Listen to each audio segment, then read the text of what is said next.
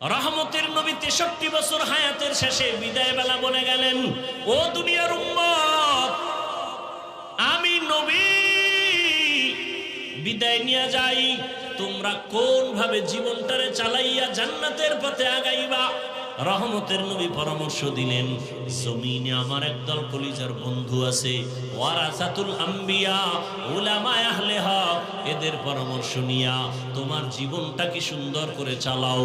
জমিনে দুইটা জিনিস আমি নবী রেখে গেলাম, এক হলো আল্লাহর দেওয়া কোরআন, দ্বিতীয় হলো রাসূলের আদর্শ সুন্নাত। রহমতের নবী বলেন, দুইটা জিনিস রেখে গেলাম, কোরআন আর আমার সুন্নাত আদর্শ। এই দুইটা জিনিস রেখে চ্যালেঞ্জ দিয়ে গেলাম, যারা ধরে রাখবা তাদের জীবনে কোনোদিন সম্মানও যাবে না, ইমানও যাবে না।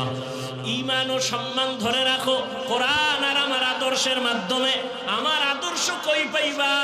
আমার প্রিয় উলামায়ে কেরাম, আমার বন্ধু, এদের পরামর্শ নিয়ে তাদের থেকে আমার আদর্শ নিয়ে চলো। ও এলাকার মা বোনেরা, যুবক বাবারা, ও বৃদ্ধ বাবাজি, আমি যে আপনাদের এতক্ষণ বয়ান শুনাইলাম, একবারও কিন্তু আমি বলি নাই আমি যে পাঁচকল্লি টুপি পরেছি আপনারাও পরেন, না হয় জান্নাত নাই। একবারও বলি নাই, বলবো না। আমি কওমি মাদ্রাসার সন্তান, একবারও বলি না আপনারা কওমি মাদ্রাসায় যান, স্কুল কলেজ ছেড়ে দেন, আমার মতো বড় হুজুর হইয়া যান, একবারও বলি নাই। আমি তাবলীগের লাইনের সন্তান, একবারও তাবলীগের পক্ষে আপনাকে ডাকি নাই। বরং আমি আপনাকে এতটুকুই পরামর্শ দিতে চাই, সারা দেশ ঘুরে ঘুরে আপনি স্কুলে পড়েন, কলেজে পড়েন, চাকরি করেন, ব্যবসা করেন, ওখানে থাইকা আমার নবীর মুহাব্বত অন্তরে নিয়া, ওলিয়া উলিয়াদের পরামর্শ নিয়া, আমার আল্লাহর মুহাব্বত নিয়ে জান্নাতি হয়ে কবরে রওনা করেন।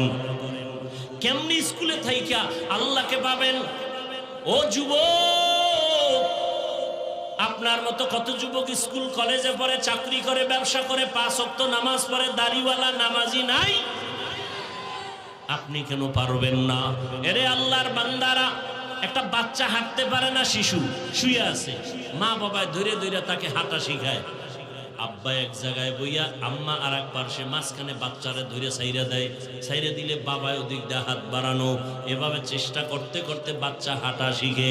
যদি একবার পইরা যাওয়ার কারণে মা বাবা বলে আর তোরে দিয়ে হাঁটা শিখানো যাবে না, তাহলে জীবনে বাচ্চা হাঁটা শিখবে না।